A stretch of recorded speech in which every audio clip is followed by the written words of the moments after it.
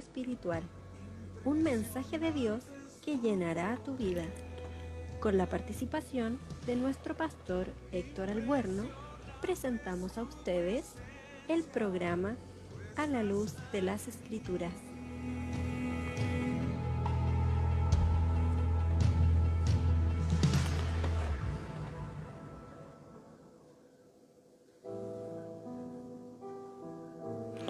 Bueno, un saludo, hermanos, cada uno de ustedes. Señor les bendiga ricamente. Estamos nuevamente a la luz de las Escrituras y vamos a trabajar ya, hermanos, decididamente. Estamos avanzando cada día en las Santas Escrituras. Damos gracias al Señor por ello, porque hemos podido ir avanzando rápidamente. Hermanos, estamos entonces a la luz de las Escrituras. Hoy día no se está transmitiendo, hermanos, por radio porque hay un problema ahí, pero ya está saliendo así por Facebook y podemos solucionar el tema lo antes posible. Así que paciencia, tengan paciencia. Entonces estamos solo por Facebook en este minuto y colocando, ¿no es cierto?, ya la parte final del capítulo 3 de Primera de Juan. Primera de Juan, capítulo 3, la segunda parte del versículo 10 en adelante. Ahí vamos a empezar a trabajar y damos, como digo, las gracias al Señor porque hemos aprendido bastante, hemos ido avanzando harto. Yo les pido, ¿no es cierto, hermanos, que me ayuden a poder invitar a otros que vean estos videos porque quedan grabados ahí. Así que es una tremenda bendición poder hacerlo, es un tremendo tiempo poder trabajar con esto. Y yo les pido, hermanos, que puedan, como dije, llevarlo a cabo. Ya, que su mano poderosa esté sobre nosotros entonces para ayudarnos. Dice así la palabra. Les voy a leer la versión, ¿no es cierto? Hay varias versiones, pero voy a intentar leer la más común. A ver cuál es. Déjeme revisar cuál es la versión. Es porque hay varias versiones. Es la 1960, que es la común y la normal. Leer del versículo 10 en adelante. Dice: en esto se manifiestan los hijos de Dios y los hijos del diablo, y todo aquel que no hace justicia y que no ama a su hermano no es de Dios, porque este es el mensaje que habéis oído desde el principio, que nos amemos unos a otros, no como Caín, que era del maligno y mató a su hermano. ¿Y por qué causa lo mató? Porque sus obras eran malas y las de su hermano justas. Entonces, hermanos míos, no os extrañéis si el mundo os aborrece.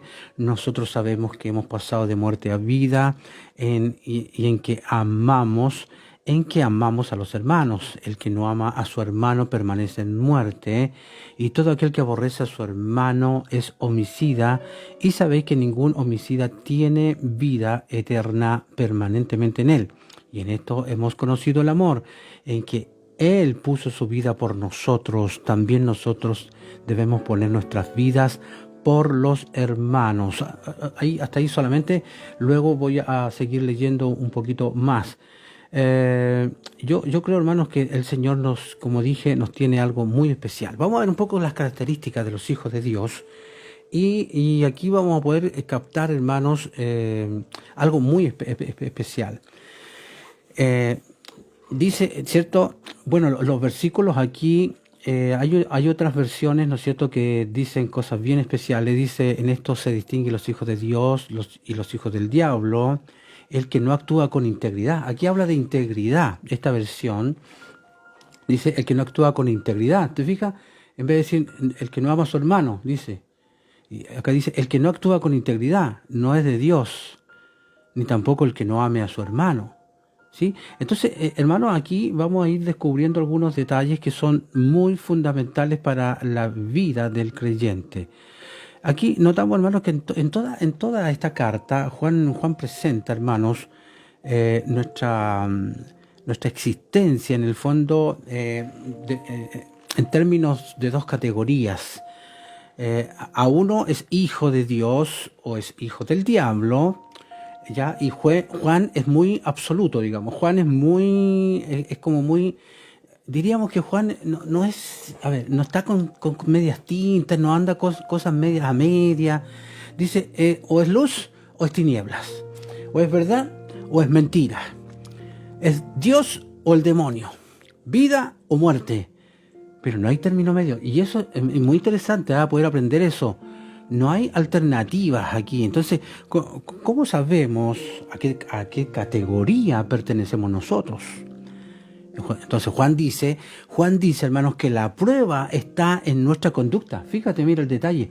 La prueba está en nuestra conducta. O sea, el Hijo de Dios hace lo que es justo, ¿cierto? ¿Ve? Y ama a su hermano.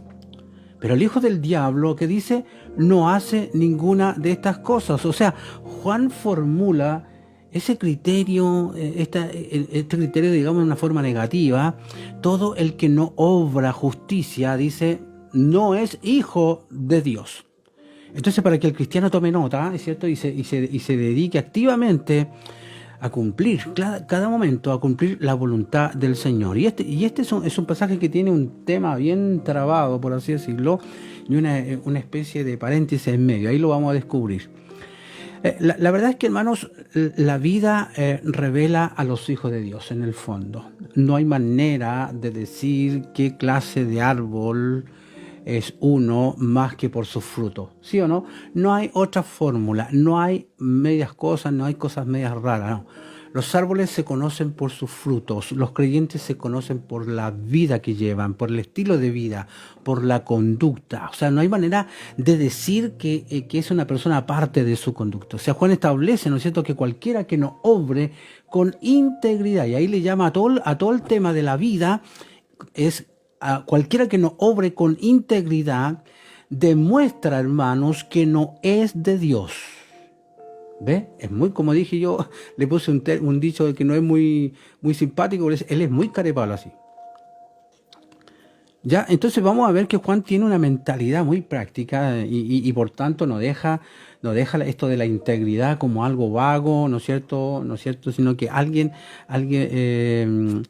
podría decir que, bueno, muy bien, acepto el hecho, ¿no es cierto?, de que la única cosa que pruebe a una persona que pertenece a Dios, dice, es la integridad de su vida. Ya, está bien, lo acepto eso, pero ¿qué es integridad? Pues vamos a descubrir un poquito qué es lo que es la integridad, y la respuesta de Juan es muy clara y bastante contundente. Él es muy así, como dije, ¿no? Ser íntegro es amar a los hermanos. Mire, así de simple. Es amar a los hermanos. Eso dice Juan, es un deber ya que no debe dejar lugar a ninguna duda. Y pasa, ¿no es cierto?, a aportar varias razones por las que ese mandamiento es muy central y es muy vinculante, hermanos. Entonces, vamos a ver, primero, es una obligación, ¿no es cierto?, que se ha inculcado en el cristiano, desde el momento en que entró, en que conoció al Señor, entró a la iglesia. La ética cristiana entonces se puede resumir en una palabra. Ética cristiana, conducta cristiana, acción cristiana, se puede reducir a una sola palabra: amor. Mire, amor. Y desde el momento, hermano, que una persona se rinde a Cristo, se compromete, ¿no es cierto?, a hacer del amor una línea central. Una línea, ¿no es cierto?, central de la vida. Entonces, por esta misma razón, el hecho de que una persona ame, ¿no es cierto?, a sus hermanos, ya es la prueba definitiva que ha pasado de muerte a vida. Y hay un escritor, ¿no es cierto?, Brock, dice: la vida es una oportunidad para aprender a amar. Interesante lo que dice, ¿no? La vida es una oportunidad para aprender a amar. La vida sin amor es muerte. ¿Ya? Amar es estar en la luz. Aquí hay un énfasis bien fuerte al amor, ¿no es cierto? Y dice: aborrecer es continuar en la oscuridad. Así que mire cómo nos presiona en esa área, ¿no? ¿No es cierto? Y no necesitamos más pruebas que mirarle, ¿no es cierto?, a la cara a una persona, ¿ya?, que esté enamorada, por ejemplo. Podemos mirar y observarla, y a otra que esté llena de odio. Mírele la cara a uno y al otro. Y uno va a mostrar la gloria y el otro va a mostrar la oscuridad de su corazón. Es cosa que esto se nota hasta en el rostro de la persona. Además, hermanos, no amar Dice ahí Juana, es como dije, vuelvo a repetir la palabra, es muy carepalo. Él dice, Juan dice, además, no amar es convertirse en un asesino. Como dije, es muy fuerte él, ¿eh? Y no cabe duda de que Juan está pensando, ¿no es cierto?, en las palabras de Jesús en el Sermón del Monte, Mateo 5:21. Jesús dijo que la antigua ley, ¿se acuerda que él decía que la antigua ley prohibía asesinar? Pero la nueva ley, estamos hablando de la ley del Nuevo Testamento, declara que también la ira, la amargura y el desprecio eran pecados tan serios como el asesinar, digamos. Entonces, siempre que haya odio en el corazón de una persona, siempre le convierte en un asesino en potencia. Míralo. Y aquí, hermano, como te dije, yo creo que tenemos que ir de frente en esto del cristianismo. Ya tenemos que dejar de inventar cosas medias raras para ver si nos alientan, si nos sirven, porque no podemos dejar de sentir ciertos sentimientos por ciertas personas. No, hermanos. Cualquier persona que tiene cierto resentimiento, que tiene cierto odio en el corazón, es un asesino en potencia, ¿ya? Entonces, el permitir que el odio se asiente en el corazón es quebrantar un mandamiento, ¿no es cierto?, concreto de Jesús. Por tanto, el que ama es seguidor de Cristo, ¿ya? Y el que aborrece no es de los suyos. Así que, como dije, Juan, me gusta mucho Juan en el sentido de que él es muy radical, diría yo, radical. Entonces, de ahí se sigue todavía otro paso en este razonamiento, ¿no es cierto?, que alguien puede que diga, reconozco la obligación de amar, ¿cierto? Reconozco la obligación de amar y trataré de cumplirla, pero no sé lo que implica, ¿no es cierto? Entonces aquí la respuesta de Juan en el versículo 16, quiero que esté atenta ahí a la escritura, es, si quieres ver lo que es este amor, mira a Jesucristo, observa a Jesucristo, ¿ya? Y míralo en su muerte, ¿no es cierto?, por los hombres en la cruz, se despliega, ¿no es cierto?, plenamente, ¿ya? En otras palabras, la vida cristiana es la imitación de Cristo. Usted sabe que si imitamos a Cristo estamos dentro de la ley del amor, ¿no? ¿Ya? Entonces, y haya esta actitud entre vosotros que tenéis en Jesucristo. Filipenses 2:5 dice, haya esta actitud entre vosotros que tenéis en Jesucristo. De hecho, primera de Pedro 2:21, nos dejó su ejemplo para que sigamos sus pisadas, dice él. Entonces, no hay nadie que pueda mirar a Cristo y decir que no sabe en qué consiste la vida cristiana. Es cosa de mirar y observar qué clase de vida tuvo el Señor y vamos a poder darnos cuenta qué clase de vida tenemos que tener. Entonces Juan resuelve otra posible objeción. Alguien podría decir, por ejemplo, ¿cómo puedo yo seguir las pisadas de Cristo? Ya, Él dio su vida en la cruz. Usted dice que yo debería dar mi vida por mis hermanos, ¿cierto? Pero mis oportunidades no siempre son tan dramáticas y no son siempre tan corrientes o común, digamos, en la vida. Entonces, ¿qué tengo que hacer entonces? Porque yo no voy a dar mi vida porque no es la idea. O sea, el que dio la vida por nosotros fue Cristo. Pero ¿cómo ocupamos este principio? Entonces, ¿qué tengo que hacer entonces? Y la respuesta de Juan es cierto. Pero cuando veas a tu hermano, en necesidad, y tú tengas bastante, el darle de lo que tienes es seguir el principio, es seguir a Cristo. Ya el cerrarle el corazón y las manos es demostrar que el amor de Dios que se manifestó en Jesucristo no tiene lugar para ti, o sea, no está dentro de ti. Entonces Juan insiste en que podemos encontrar innumerables oportunidades para demostrar el amor de Cristo en la vida todos los días. ¿Te fijas? Y de hecho, otro escritor dice algo muy hermoso sobre este pasaje. Había ocasiones en la vida de la iglesia primitiva, ya como hay también algunas ocasiones trágicas en el momento presente, para una obediencia casi literal del precepto, es decir, dar la vida por los hermanos, ¿ya? Pero la vida no es siempre tan trágica, decía este escritor, y sin embargo el mismo principio de conducta se debe aplicar siempre, o sea, siempre con esa intención de dar todo lo que puedo.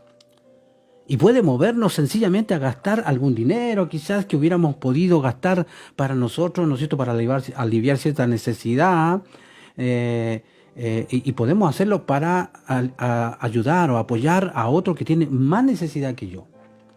Entonces, es después de todo, hermano, es el mismo principio de acción, aunque a un nivel mucho más bajo. No estoy dando mi vida física, pero estoy dando algo que me cuesta, algo que ha sido esfuerzo de mi vida, pero lo estoy dando. ¿Te fijas que en el fondo estás sacrificando en alguna manera? Es estar dispuesto a rendir algo que tiene valor para nuestras propias vidas, ¿no es cierto?, para enriquecer la de otro. Y no hablamos de riquezas físicas, sino que de suplir su necesidad del día. Entonces, si tal mínima respuesta a la ley del amor, ya que nos llega en una situación diaria y normal, está ausente, ¿ya?, entonces es inútil pretender que formemos parte de la familia de Dios. O sea, aquí en el fondo está diciendo Juan, si no hay acción en cosas pequeñas, medianas, más o menos fuertes, entonces no somos parte de la familia de Dios. El reino en el que el amor es operativo como el principio y la señal de la vida eterna.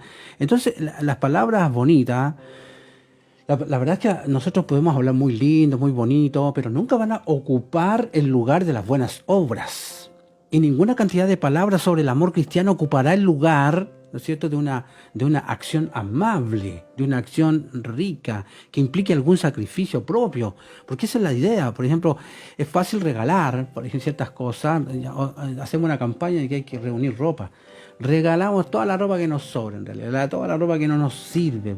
Entonces, yo creo que por ahí no va la cosa. Tenemos que hacer ciertos sacrificios y hacer, de repente, cuando veamos una necesidad, obviamente, ¿no es cierto?, vamos, y algo que yo tenía presente para hacerlo para mí, yo lo hago para ellos o para alguna persona con necesidad.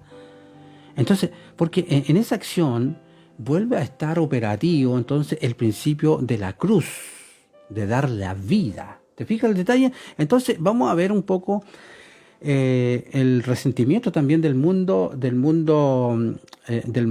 al camino cristiano, digamos, cómo el mundo aborrece al cristiano. Como dije aquí en este pasaje también había un paréntesis, y el paréntesis se encuentra en el versículo 11, ¿ya? Y la conclusión a la que conduce en el verso 12. A ver, lo voy a leer, hermanos. Dice así, para que estemos bien. Dice, porque este es el mensaje que habéis oído desde el principio, que nos amemos unos a otros, no como Caín, que era del maligno y mató a su hermano. ¿Y por qué causa lo mató? Porque sus obras eran malas y las de su hermano justas. ¿Ya? Ahí entonces está el versículo leído para que más o menos sigamos la idea. Ahora, aquí entonces vemos, hermanos, que déjeme ver. Ya.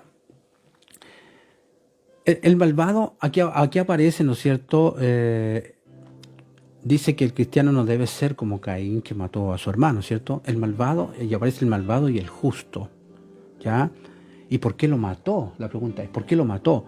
Entonces, en vez de decir que Caín mató a Abel a causa de su odio, mira lo que dice, Juan contrasta las obras de su hermano, dice, porque él era justo, dice, por eso lo mató, porque era justo. Y aquí son dos adjetivos que dan, en este caso, el contraste. Ya en este caso la palabra original malas, cuando dice mala, es la misma que Juan utiliza para describir a Satanás.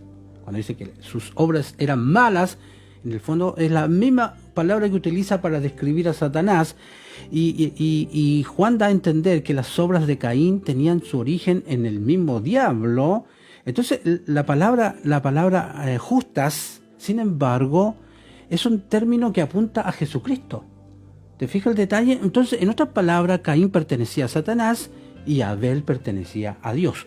Entonces Juan pasa a preguntar por qué mató Caín a su hermano. Y su respuesta es que fue porque sus obras eran malvadas y las de su hermano eran buenas. Y entonces deja caer esta observación que es muy fundamental y muy importante. No os sorprendáis, dice, no sorprendan, hermanos, si el mundo os aborrece.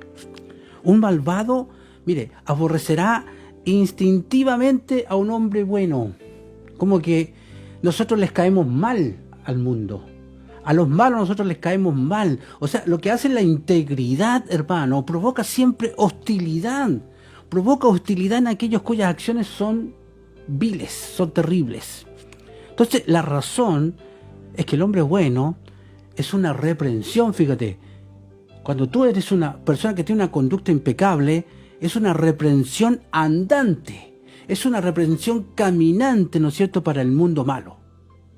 ¿Te fijas?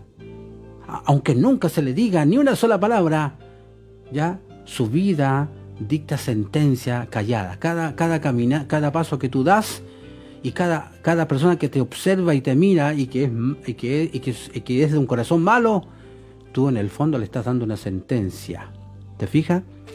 Fíjate que Sócrates se dice que era un hombre muy bueno, ¿ya?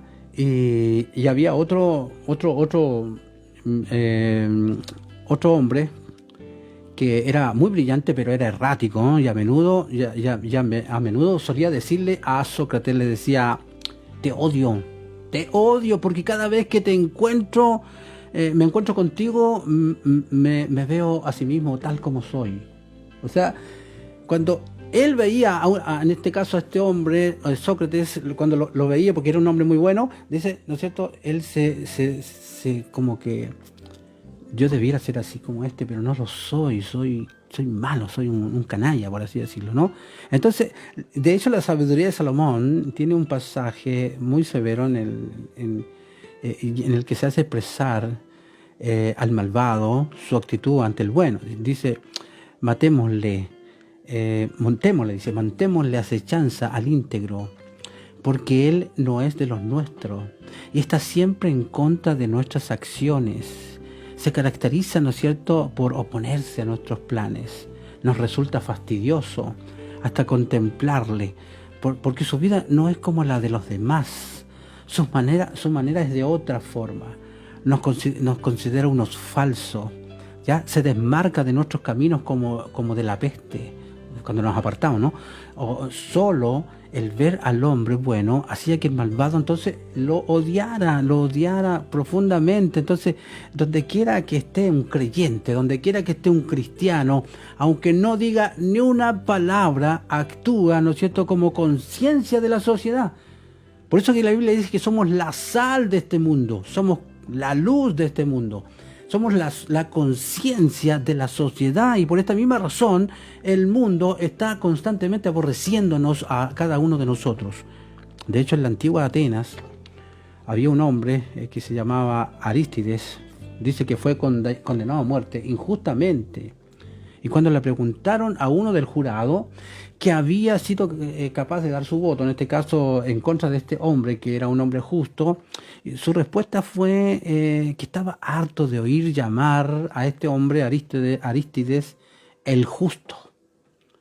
O sea, que no le gustaba escuchar que ese era un hombre justo. Entonces vemos que el odio del mundo al cristiano es un fenómeno ubicuo, es un fenómeno que aparece por todas partes. Y se debe al hecho de que el mundano ve, ¿no es cierto?, ve en el cristiano su propia condenación. Así que, chiquillos, ustedes son un letrero andante que dice, si no conoces al Señor, si no buscas la vida de Dios, estás condenado. ¿Ya? Entonces, lo que Él no es, y lo que en lo más íntimo de su corazón sabe que debería ser, tú provocas eso, hermano. Tú como creyente provocas eso, ¿no es cierto? Y como no quiere cambiar, como no quiero cambiar, trata de eliminar el que le recuerda su bondad y todo lo que tenía perdido. Así que intenta hacerlo a un lado. Por eso es que el mundo no nos quiere, hermanos. ¿Entiende? Somos acusadores. No digo, esta palabra no está bien dicha, ¿no? Somos una advertencia, somos una muestra de cómo se camina en la vida, ¿no? Así que vamos a ver la única prueba que aparece ya en los versículos 19 al 24. Dice, por esto sabemos que somos de la verdad y por esto afirmaremos nuestro corazón delante de Él. Cuando nos remuerde la conciencia, Dios está por encima de ella y sabe todas las cosas. Amados, si la conciencia no nos acusa de nada, podemos acudir confiadamente a Dios y recibir de Él lo que le pedimos, porque guardamos sus mandamientos y hacemos lo que a Él le agrada.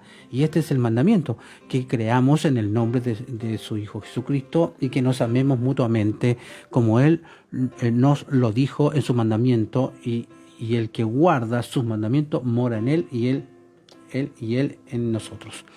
Entonces vemos, hermanos, que el corazón humano, ahí leí los versículos del 19 al 24, entonces el corazón humano no se puede evitar que surjan dudas, ¿ya? Entonces cualquier persona con una mente y un corazón sensible, a veces se pregunta si es realmente cristiana. O sea, cualquiera de nosotros a veces nos ponemos en ciertas dudas, ¿somos cristianos, somos creyentes, somos cristianos o no? Entonces, la prueba de Juan es bien simple. Dice, la prueba es el amor. La prueba es el amor. Si sentimos que brota el amor hacia nuestro semejante dentro de nuestro corazón, entonces podemos estar seguros de que el corazón de Cristo está en nosotros. ¿Te fijas?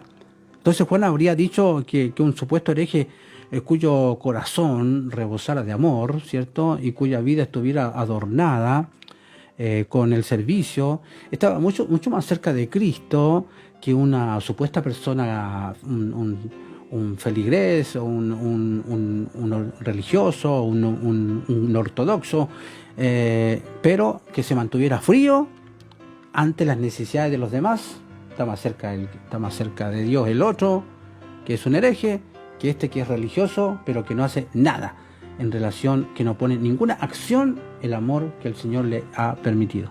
Entonces el amor por nuestros hermanos es la evidencia, hermano, no se olvide de esto. El amor por nuestros hermanos es la evidencia, aunque no es el fundamento de la vida espiritual, ¿cierto? El amor por los hermanos es realmente una expresión de agradecimiento a Dios por el don de la vida, ¿ya? Entonces Juan pasa a decir algo que según en el original puede querer decir, este sentimiento de amor puede confirmarnos la presencia de Dios. ¿Ya? Cuando sentimos eso fuerte por nuestros hermanos, tenemos que aprender a amar a nuestra gente, a esta comunidad de creyentes, a nuestros pastores. Por ejemplo, a veces los pastores siempre viven en ciertas rivalidades, que este sí, que este no, y eso a mí incluso me ha ocurrido, ¿no? Que a veces me siento muy como que me apoyan poco y ahí estoy reclamando. Hermanos, no, amemos de corazón a nuestros pares, a los que están allí en la misma línea en la cual nosotros estamos, ¿ya? Incluso puede que nos remuerda la conciencia, pero Dios está por encima de ella. Y la pregunta sería, ¿qué quiere decir esta frase? ¿Qué quiere decir esta frase? Nuestra conciencia, hermano, nos condena y muchas veces, y eso es inevitable, pero Dios está por encima de nuestra conciencia porque Él sabe todas las cosas. Él no solamente conoce nuestros pecados, también conoce nuestro amor, conoce nuestro anhelo, conoce la nobleza que nunca desaparece del todo. Entonces conoce nuestro arrepentimiento, y la grandeza de su conocimiento, hermanos, le da entonces esta simpatía, ¿no es cierto?, que tiene hacia nosotros, porque Él es capaz de entender y de perdonar. Así que en este mismo conocimiento que Dios tiene de nosotros, es el que constituye nuestra esperanza. Sabemos que Él sabe, conoce de nosotros, ¿ya? Como decía Tomás Kempis, él decía, el hombre ve la obra, pero Dios conoce la intención. Los hombres nos pueden juzgar solamente por nuestras acciones, pero Dios nos juzga por las aspiraciones que nunca se concretaron, por ejemplo, en acciones, ¿ya? Por los sueños que nunca se hicieron realidad. ¿Te fijas? Entonces, cuando Salomón estaba dedicando el templo, habló, ¿no es cierto?, de lo mucho que David había querido construirle a Dios una casa y cómo se le había negado este privilegio, ¿no es cierto? Entonces él dice, mi padre David tuvo en su corazón edificar una casa al nombre del Señor Dios de Israel, pero el Señor le dijo a David, mi padre, en cuanto a haber tenido en tu corazón el edificar una casa a mi nombre, bien has hecho en tener tal deseo. ¿Te fijas? Entonces Dios nos juzga en este caso por las profundas emociones del corazón. Y si hay amor, si tu motivación está, si eres movido por el amor, entonces por muy débil que seamos e imperfectos que seamos, podemos entrar confiadamente a su presencia. ¿Ya? Entonces ahí vemos el conocimiento perfecto que pertenece a Dios y solo a Él. ¿Ya? No es nuestro terror, es nuestra esperanza. Él sabe cómo somos, conoce nuestras intenciones, conoce nuestras motivaciones. Así que tenga cuidado con eso. ¿Por qué estás haciendo lo que haces? ¿Por qué te mueves en la vida? ¿Qué es lo que te está moviendo en la vida? ¿Te fijas? Por eso hay que analizar las intenciones, las emociones, para que Dios, porque Dios las conoce. Así que, y vamos como Juan pasa a hablar de las dos cosas que son desagradables, que son agradables, a Dios, y los dos mandamientos de cuya obediencia depende de nuestra relación con Dios. Primero, dice que debemos creer en el nombre de su Hijo Jesucristo. Y aquí hay un uso de la palabra. Aquí él usa la palabra nombre, que es característico de los escritores bíblicos, en el nombre de Jesús, ¿no es cierto? No quiere decir simplemente el nombre por el que se conoce a una persona, sino que quiere decir toda la naturaleza y el carácter de esa persona en cuanto no son conocidos a nosotros, ¿no es cierto? Y de hecho el salmista describe lo siguiente: nuestra ayuda es en el nombre del Señor. El Salmo 124:8 dice eso. Entonces está claro, hermanos, que no quiere decir que nuestra ayuda esté en el hecho de que Dios se llama, como se llame. En este caso, Jehová o Yahweh, como le dicen en el mundo hebreo, o Jesús, ¿no es cierto? Quiere decir, ¿no es cierto?, que nuestra ayuda está en el amor, o sea, en el carácter, te fijas, en la naturaleza de Dios. Está en el amor y la misericordia y el poder que se nos han revelado, ¿cierto?, como la naturaleza y el carácter de Dios. Así que creer en el nombre de Jesucristo, ¿ya?, quiere decir creer, como dije, en la naturaleza y el carácter de Jesucristo. O sea, quiere decir creer que Él es el Hijo de Dios, que Él está en una relación, ¿no es cierto?, con Dios de una manera que ninguna criatura ha podido estar en el universo, digamos, y que puede revelar perfectamente la humanidad, en este caso puede revelar a la humanidad a Dios, ¿cierto?, y que Él es el Salvador de nuestras almas. Creer, ¿cierto?, creer en el nombre de Jesucristo es aceptarle como el que realmente es. ¿Se fija? Entonces, y también el otro mandamiento que dice es: debemos amarnos unos a otros según el mandamiento que Él nos dio. Entonces, este mandamiento está en Juan capítulo 13:34, y debemos amarnos mutuamente con ese mismo amor generoso, sacrificado, perdonador, con que Cristo nos ha amado. Así que, hermanos, la señal de la vida espiritual, no se olvide, es el amor, ¿ya? Y cuando el amor, hermanos, se manifiesta, ¿qué es lo que pasa? La vida florece. Si el amor está ausente de la vida de una persona, el odio, con todas sus temibles consecuencias, llena el vacío. O sea, si no está el amor, estará el odio. Si esto es así, si no está Dios, está el diablo. ¿Te fijas? Entonces hay que seguir esta línea de Juan, que era muy especial, ¿no? Entonces cuando ponemos juntos estos dos mandamientos, encontramos la gran verdad de que la vida cristiana depende de una fe correcta y depende de una conducta correcta y que estas dos van combinadas y no podemos tener la una sin la otra. O sea, no puede haber tal cosa como una teología cristiana sin ética cristiana, sin una vida precisa y correcta de acuerdo al Señor. Entonces, ni tampoco una ética cristiana sin una teología cristiana. Entonces, nuestra fe no es real a menos, hermanos, que conduzca a la acción. ¿Sí? Entonces, y nuestra acción no tiene justificación ni dinámica a menos que esté basada en la fe. ¿Te fijas el detalle? Entonces, hermanos, no podemos empezar la vida cristiana hasta aceptar a Jesucristo por lo que Él es. Y no le habremos aceptado en ningún sentido real de las palabras hasta que nuestra actitud hacia nuestros semejantes, ¿cierto?, sea como su propia actitud de amor. Así que Dios sea con nosotros, ayudándonos, hermanos, en todo momento, en todo tiempo, que el Rey Celestial sea con nuestras vidas a cada día, que podamos servirle de un corazón, ¿ya? Y de hecho mucha gente teme, ¿no estar amando a otros como debieran amarlos, y quizás se sientan culpables porque piensan que no son capaces de demostrar el mismo amor de Cristo. Y seguramente les perturba un poco la conciencia. Pero Juan tenía en mente a este tipo de personas cuando escribió esta carta. Entonces, ¿cómo escapamos a esto de la constante acusación quizás que tenemos de nuestra conciencia de que por qué no amamos a esa persona como amamos a esta otra, digamos? ¿Por qué tenemos la tendencia de armar ciertos grupos y a otros los dejamos a un lado? Entonces,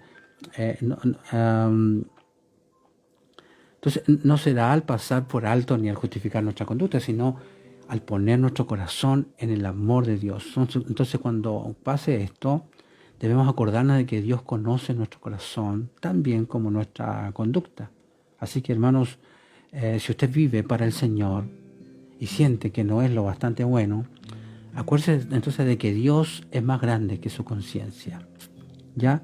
Así que acérquese al Señor confiadamente, sin temor, con tal confianza que Él va a escuchar todas sus peticiones. Así que Juan confirma la promesa de Jesús, de que se nos concederá todo lo que pidamos. Amén. Así que usted recibirá si obedece, hermanos. Si usted se obedece y hace lo que a Él le agrada, porque su propia voluntad se pondrá en armonía con su voluntad, en este caso con la voluntad de Dios, ¿ya?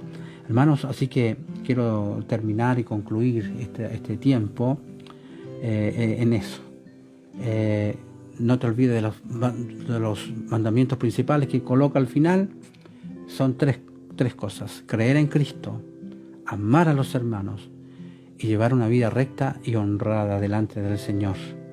La presencia del Espíritu Santo no es solo espiritual, hermanos, y mística, sino que también es práctica.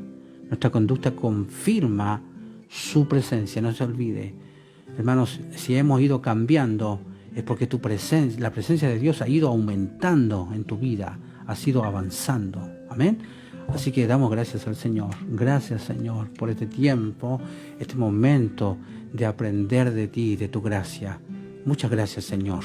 Hermanos, comparta, por favor, ayúdeme a compartir. La idea es hacer esa campaña de que hay que estudiar la palabra, hay que leerla, hay que escudriñarla.